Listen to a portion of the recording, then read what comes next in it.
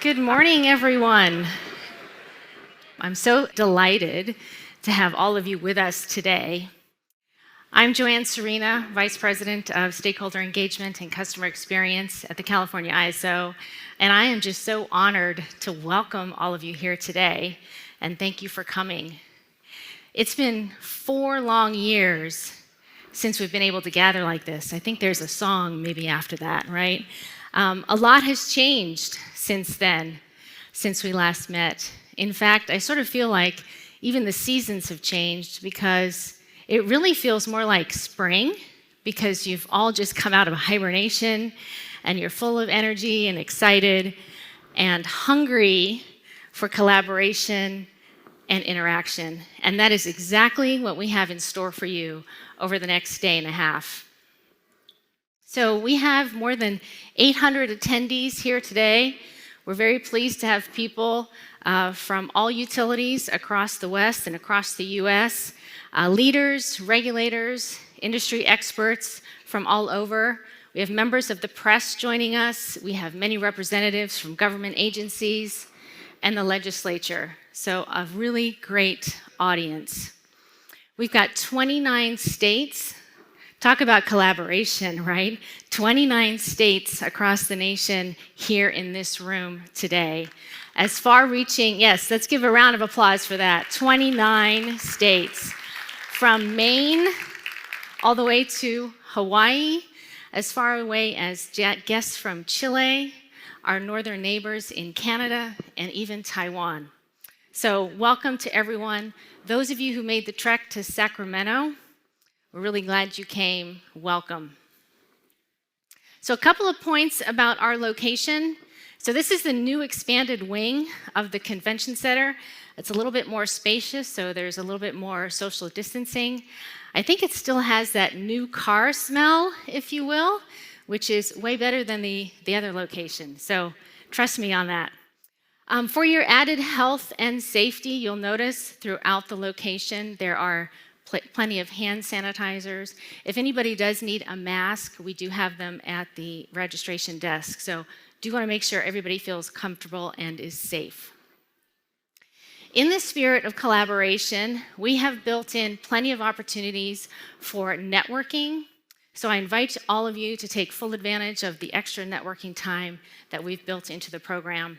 The lobby area is going to be dedicated to networking. We'll have refreshments at the breaks, and that is where we will have our networking reception at the end of the day, which I am really looking forward to. Breakfast and lunch is served next door. So today we'll have lunch next door, tomorrow breakfast and lunch as well.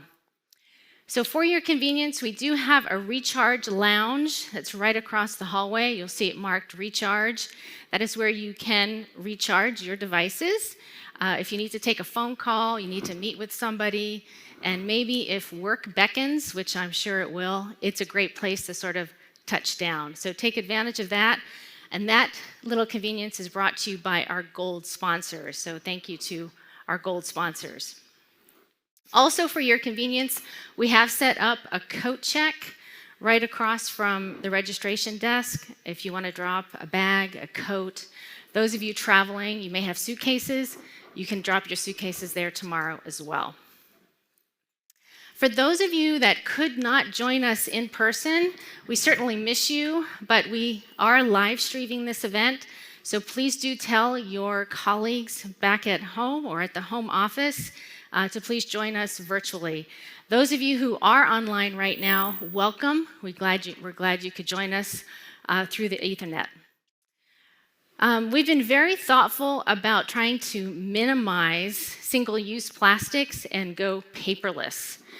So this year we went with a mobile app, so you can download everything you need to know about the program through EventMobi mobile app. You can get the agenda details, all the speaker bios, and list of attendees. This is really important, right? There's 800 people to network with, so through the mobile app, you can contact people through the mobile app. Also, for your convenience, we have a secure Wi-Fi throughout the convention center. Thank you to our silver sponsors for bringing us that little convenience. And on the back of your badge is the actual Wi-Fi network and password. Now, I would like to take a moment to acknowledge all of our event sponsors. Our event sponsors are a great contributor to this event, and they reduce the ticket cost for everyone. That's a great thing, right? So let's give a big round of applause to all of our sponsors.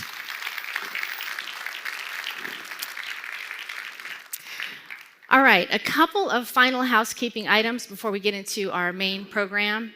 We are very happy to have commissioners and representatives from state agencies from California and neighboring states with us today. I do ask you to be mindful of your conversations that could be under ex parte rules, so don't engage with a commissioner or advisor on open proceedings or any citing cases. If you're not sure, please err on the side of caution. The leadership of the state agencies will greatly appreciate that. And lastly, I seek your help. Please silence your phones if you could. And also, given the full agenda, I need your help to keep us on schedule. So please listen for the chimes in the networking break and the lunchroom to beckon you back here in this room. And now, to officially kick off our 2022 Stakeholder Symposium, I am very pleased to introduce the ISO Board of Governors Chair, Ash Bhagwat, and the Western Energy Imbalance Market Governing Body Chair, Robert Kanzioka. Chair Bhagwat has served as ISO Governor since 2011, and most recently our board chair since January of this year. Mr. Bhagwat is a distinguished professor of law at the University of California, Davis School of Law, and specializes in constitutional law. That's a lot of law. He's published books and articles on a wide variety of subjects, including the California energy crisis. He brings a great deal of expertise to our board. Chair Kanzioka was recently elected as the governing body chair this past June and has served as a member since early 2020. Mr. Kanzioka is an established leader with more than 40 years in the electric industry. He brings a great deal of leadership through the initiation and development of many of today's industry groups that I think many of you participate in and are familiar with. And he's been an extremely strong proponent of the Western energy imbalance market. Both Ash and Rob, thank you for joining us today. They would like to welcome all of you here today. Please give a round of applause.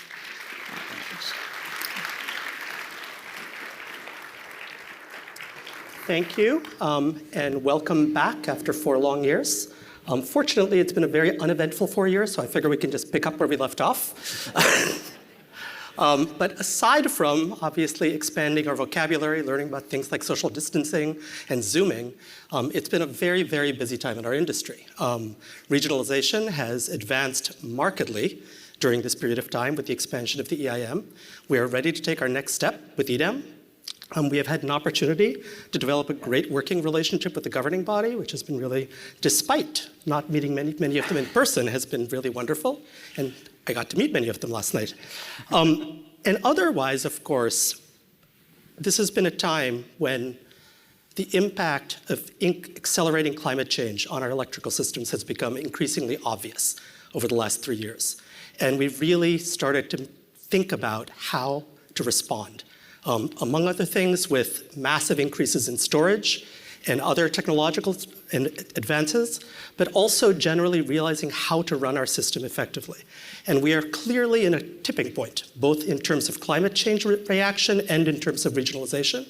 And I really look forward to hearing from perspectives from around the West on what we can do next to address these challenges. Rob. Ash, thank you. That was awesome. Good morning, everyone. On behalf of the Western Energy Imbalance Market Governing Body, and that's a mouthful, welcome to the ISO Stakeholder Symposium. It's wonderful that so many of you can be here for this exciting event, and your attendance and interest in the symposium is really, truly appreciated. The governing body, along with the Board of Governors, are truly immersed in a dynamic time in the West, and you just heard Ash talk about some of that. You heard from Joanne and you heard from Ash that it's been 4 years since the last symposium, and much has changed in the EIM. and it's all for the better. As we have worked on market design and refinements and the onboarding of new resources, the EIM has continued to perform very well, and its membership and footprint has expanded. And as we saw in early September, during the heat wave, the EIM demonstrated the value of leveraging transmission connectivity and resource diversity over a wide geographic footprint. It delivered real value and reliability benefits. 4 years ago, and that's going to be a theme you're going to hear a lot about today, back in 2018, we had 8 participants in the EIM. Today, we have 19. 3 more are joining in April. The EIM participants provide service in 10 states and serve about 80% of the load in the Western Interconnection. Next year, it'll be 11 states. In 2018, the EIM achieved savings of $275 million and an accumulated gross savings since inception of $565 million for the participants.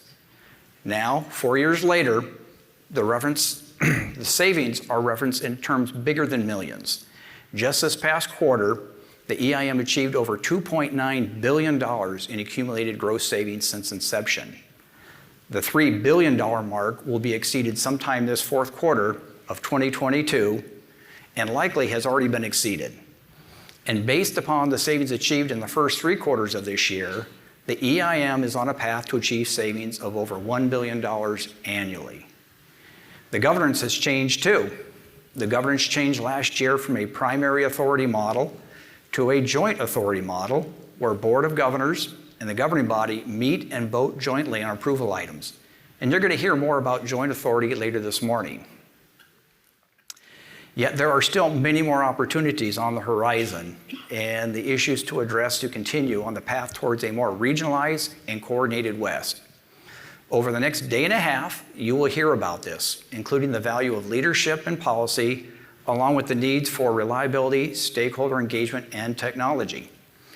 So, I hope you enjoy the panels and panelists and find the program engaging and informative. Once again, your interest in the symposium is appreciated, and thank you for being here. So, relax, have fun, and welcome to ISO Stakeholder Symposium 2022.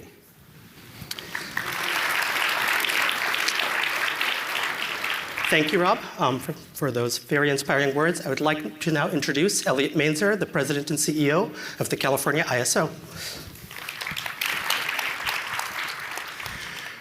Whew. Wow, great to see all of you. Unbelievable. Thank you so much, Ash and Rob. I really appreciate everybody being here. It's such a pleasure just listening to the two of them and watching the evolution of the working relationship between the ISO Board of Governors and the WEIM governing body. Their support, the support of all the governing body members, our Board of Governors. Thank you all so much. Your support of the ISO and our broad stakeholder community has been deeply appreciated. And thank all of you for joining us for the 2022 California ISO Stakeholder Symposium. Hard to believe here we are. This, of course, is my first symposium as CEO, and I'm very excited and appreciative of being able to bring many of our friends from the Western energy community back together again here in Sacramento. So again, great to see all of you. So let me offer, first of all, a big thanks to everyone who's been working on putting together the symposium. A big thank you again to all of our sponsors for your support, and to everyone participating in what I'm very hopeful will be a very stimulating and thought-provoking set of conversations on many of the key issues and opportunities facing the Western energy community. In that spirit, I have the distinct honor of introducing our opening speaker, U.S. Secretary of Energy Jennifer Granholm. Secretary Granholm has been a tremendous partner and supporter of California and the broader West through her tireless advocacy for the clean energy transition, her support for the technological innovations that will get us there, and her recognition of the importance of regional collaboration in the Western interconnection.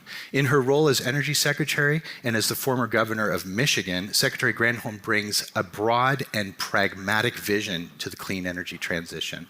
We're fortunate to have someone with her knowledge and experience at such a critical role, such a critical time for our country. So, Madam Secretary, it is a pleasure to see you, and thank you so much for joining us today. Thanks so much, Elliot. Can you hear me? Give me a thumbs up. We can hear We're you good? well. All good. All right. Thank you so All right. much for being here. Oh my gosh, of course. Hello, everybody. What a pleasure to join you for the return of the California ISO Stakeholder Symposium. Thanks so much for allowing me to dip in for a minute here. Obviously, it is just so critically important for you all to gather. I know this is in person for the first time in a bit. So the notion of being able to collectively work together on these issues is just so critical. I know it's a theme that will run through this whole symposium. Obviously, you know better than anyone that the electricity sector is facing these challenges like never before, and they really do call for all hands on deck from all areas of the region. The wildfires that will continue to intensify, the extreme weather events, these trends, all exacerbated by climate change. And really, this is why the Biden-Harris administration is committed to not only addressing the effects of climate change, but also to addressing the ways to mitigate and to impact the clean energy sector as a solution so that we can prevent further harms into the future. You know, it's arguably going to be the biggest, this movement to clean energy, this whole clean energy, frankly, economy as well, is going to be the biggest transition in human history. I mean, we're seeing the effects of this globally. The geopolitical realignment around clean energy is manifest for us right now. And the only way to make this transition to clean work is to make sure that it is a managed transition, that it is a thoughtful transition. That, we all know we're not just going to flip a switch and have us all be 100% renewable overnight. We have to manage this in a way to ensure that the lights are on. And that requires coordination, and it requires intentional collaboration between utilities and power companies, legislators, regulators, and certainly with customers as well. So you are all, I think, showing the country how you can do it right. I mean, if you think back to September, I know it gives you hives, Elliot, but this heat wave that comes along, temperatures are rising above the high mark set 2 years ago, leaves California with these rolling blackouts. But even with the grid under greater strain than ever before, you avoided widespread outages. And that is a lesson. I mean, how did you do it? Your ability to coordinate, your ability to collaborate in key areas to bring more batteries. I mean, two really important areas. One is to bring more batteries and renewables and energy efficient technologies online, obviously, and then to manage a far more resilient response, to lower demand, to communicate robustly. And maybe there was a little bit of luck in there as well, but you shouldn't have to hope for the best. We should be building upon what works and adding more of that. So your experience really tells us that we can do this. Everybody's been looking to what you have been doing in California. I mean, I've been assigned by the president to work on the Puerto Rico rebuilding of their grid, and looking at what you guys have done in anticipation of these extreme weather events and during these weather events, so important. And if we can deploy, we can learn that if we can deploy more of these incredible technologies, we can strengthen our collaborative muscle and do both of those, we can prepare the electricity sector for these extreme events, without any luck needed. So, and as a really important byproduct, we can bring down costs for American households as well. I mean, COVID and the war in Ukraine, have obviously reminded us about the volatility and the risk in the energy sector. But while the costs of natural gas and oil have spiked in the last 2 years, coal too, the cost of clean energy has remained pretty steady. And today, utility scale solar, I don't have to tell you this, it's a third of the price of natural gas in the United States. Broadly, right? It's different in different regions. I get that, but onshore wind is cheaper, 44% less expensive than natural gas. Your fellow residents, whether they're in California or Wyoming, they are reaping the benefit of that affordability. And investors, private asset owners and customers can all see that the clean energy transition isn't a matter of blue versus red. Clean energy is about green, specifically keeping more of it in their pockets. So the way forward is obvious. And, we just have to deploy as much clean tech as we can. And we have to do it as fast as we can. And we have to do it as collaboratively as we can. In fact, if the West approves it, I know that, you're considering and you're taking further steps toward organizing yourselves. That is definitely worth pursuing. Some kind of structure, whether RTO, ISO, et cetera, whatever it is, we are here to help and support the notion of intentional collaboration.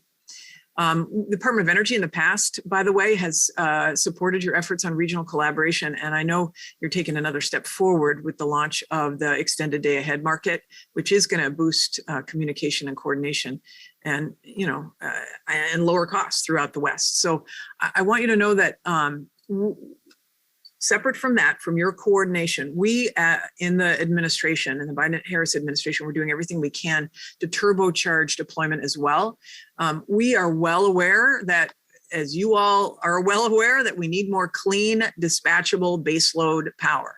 So we're pushing all efforts to achieve that to the fore. So for example, our Energy Earthshots initiative, that is going to commercialize next generation clean energy technologies that'll make a massive impact on the transition. Things like, not tomorrow. We know that these are Earth shots, right? So, but we are moving all toward this clean hydrogen, long duration utility storage, enhanced geothermal, floating offshore wind, you name it. We are pushing to be able to get these dispatchable clean sources to be affordable and to be more ubiquitous, because they're there. The technology's there. It's just a question of how we can scale it and how we can do it affordably. And of course, with the president's clean energy agenda now on the books, we are pumping historic funding into our electricity infrastructure, to modernize the grid, the 10-year clean energy manufacturing production investment tax credits.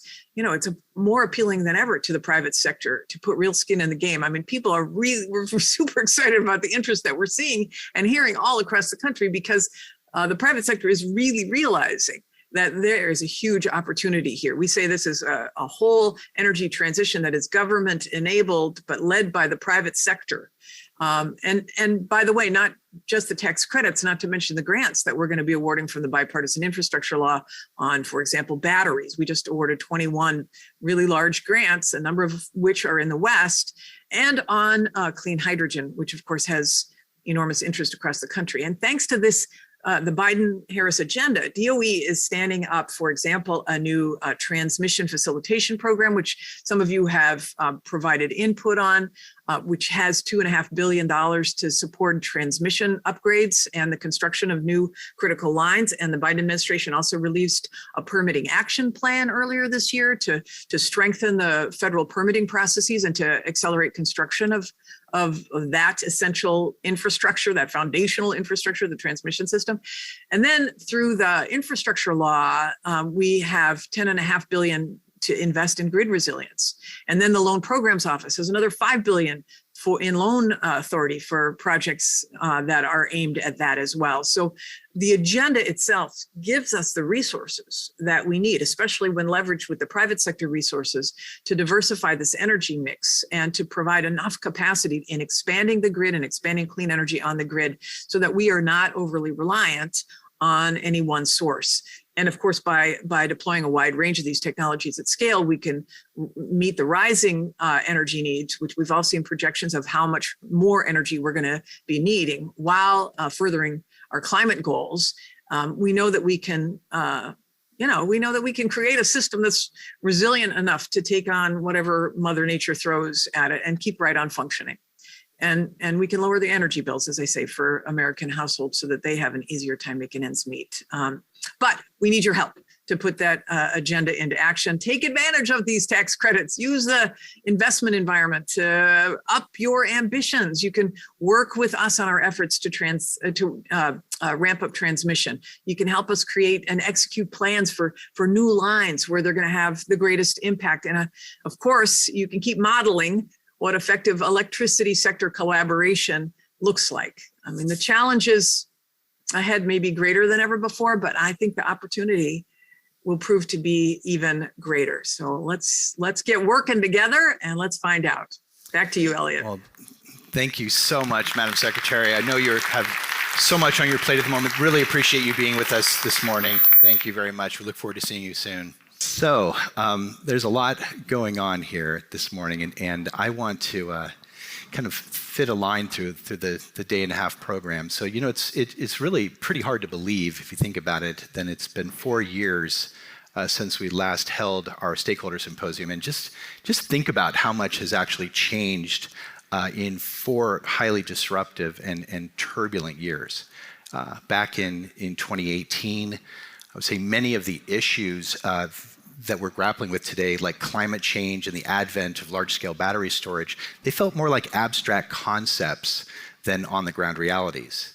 You know, today we have firsthand experience with west-wide heat domes and the impacts of severe wildfires on the bulk electric system. In just the past 2 years, California has put over 4,000 megawatts of lithium-ion batteries on the grid that have helped preserve reliability under very stressed grid conditions. We now have multiple viable proposals for interregional transmission lines, pending auctions for offshore wind leases in California, and the emergence of the Western Resource Adequacy Program. Through far-sighted state legislation and utility leadership throughout the region, we have much greater energy policy alignment across the West than we did just 4 years ago. I would say the changes in the dialogue around regional energy markets are pretty remarkable. In 2018, the Western Energy Imbalance Market was into its 4th year of operations and expanding its footprint, but an extended day-ahead market was really just a glimmer in the region's eye. Today, we have almost 80% of the West participating in the WEIM with $3 billion in cumulative benefits. CAISO is now serving as a reliability coordinator for most of the West, and we're now on the cusp of a final EDAM proposal. In the meantime, legislators and regulators across the West are talking about the potential benefits of a Western RTO. I mean, clearly, this is not your 2018 power system. Right? So in early September, the extreme heat wave that hit California and other parts of the West brought into full technicolor the many realities that are now facing our region, from extreme temperatures and prolonged drought, to the growing role for demand response and distributed energy resources in meeting ambitious clean energy targets. The September heat wave also provided another tangible reminder of how interwoven and interconnected we are in the West, and the benefits and imperative of working together across a broad geographical footprint to engineer a reliable and affordable clean energy transition. I imagine all of us here at the symposium recognize what a dynamic, exciting, and challenging moment this is for California and the broader West. It's a moment that really is rich with opportunity. Over the next day and a half, we're going to hear from some of the most prominent voices in the Western energy community who are going to share their views on the key issues that are shaping our energy future. We're going to start this morning with a conversation with a group of utility CEOs representing a large portion of the Western interconnection about the progress we've made on developing an extended day-ahead market, including perspectives on both market design and governance, and what we've learned about the benefits of coordination through the Western Energy Imbalance Market. At 10:30, we'll take a break, and we'll be right back for the next session at 11, where we'll hear from ISO Board of Governors member Angelina Galitova and Western Energy Imbalance Market Governing Body member John Prescott. Angelina and John are going to talk about their experience to date with the joint authority model of governance that now applies to the WEIM and how it's helped build trust and more inclusive decision-making in the context of the WEIM and laid the groundwork for the next phase of governance evolution for EDAM. After Angelina and John, they'll hand the microphone to Rebecca Wagner, who has graciously stepped in to lead the WEIM Governance Review Committee in the wake of the tragic passing of our good friend Therese Hampton. Rebecca will facilitate a discussion with several of the key regulators in the West who've been very personally engaged in the dialogue around Western markets and governance. They are going to share their perspectives on key success factors in building on WEIM and further strengthening Western collaboration. After our policy panel, we're going to break for lunch for about 90 minutes. And then we're going to reconvene at 1:30 for what I think will be a very interesting panel about innovation in the transmission planning patch. Rob Gramlich of Grid Strategies is going to facilitate a conversation about the pressing need and emerging examples of real change and creativity in transmission planning and queue management with 3 of the region's most engaged experts on the topic. We'll take another break at 2:30. And when we return at 3, I'm going to facilitate a conversation with 4 other key leaders from around the West about the co-evolution of resource adequacy, transmission planning, and market development initiatives across the West, and how we can connect the different puzzle pieces as we work towards broader regional market integration. You'll hear directly from Governor Newsom's Senior Advisor for Energy, Karen Douglas, BPA Administrator John Hairston, Western Power Pool President and CEO Sarah Edmonds, and Jan Smutney-Jones of the Independent Power Producers Association. Finally, at 3:45, Stacy Crowley, California ISO's Vice President of External Affairs, will be joined on stage by 2 of the West's most engaged lawmakers, Senator Chris Hansen of Colorado and Senator Chris Brooks of Nevada, on their roles and vision in shaping regional energy policy and markets. I think this session is actually going to be kicked off by California Assemblymember and Appropriations Committee Chair Chris Holden through a video address. I'm very excited to hear what each of the 3 Chris's has to say about the future of collaboration in the West. At 4:30, we'll break for the day and head out to the lobby for a networking reception. It should be a very relaxing, I think, enjoyable time to catch up with colleagues and reflect on the day sessions. I know all of you are really looking forward to that. We'll be right back at it tomorrow morning. Networking breakfast starts at 7:30. And we will resume here in the ballroom at 9 a.m., where I'll offer a few thoughts on the CAISO's new strategic plan, and then welcome ISO Senior Vice President and Chief Operating Officer Mark Rothleader to the stage to discuss some of the key findings and lessons learned from the September heat wave, as well as some additional thoughts on strengthening reliability through coordination. After Mark, we'll move into the realm of customer experience, stakeholder engagement. Joanne Serena will welcome several of the ISO's key partners to the stage to discuss opportunities and challenges in engaging with the CAISO as it evolves its energy market and broadens its products and services.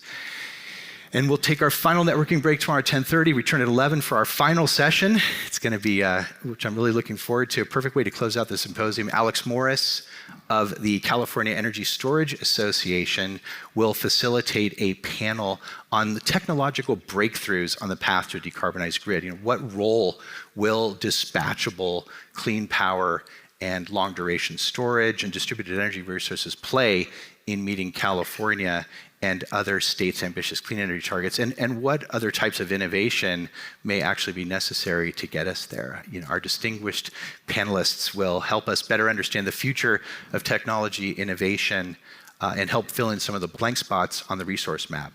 I'll close the program at noon tomorrow with some brief final remarks so we can enjoy lunch together before getting back to work on the major challenges and opportunities before us, hopefully enriched by the symposium and the assembled voices of the West. So thanks again for joining us. I really appreciate you all being here. It's great to see you.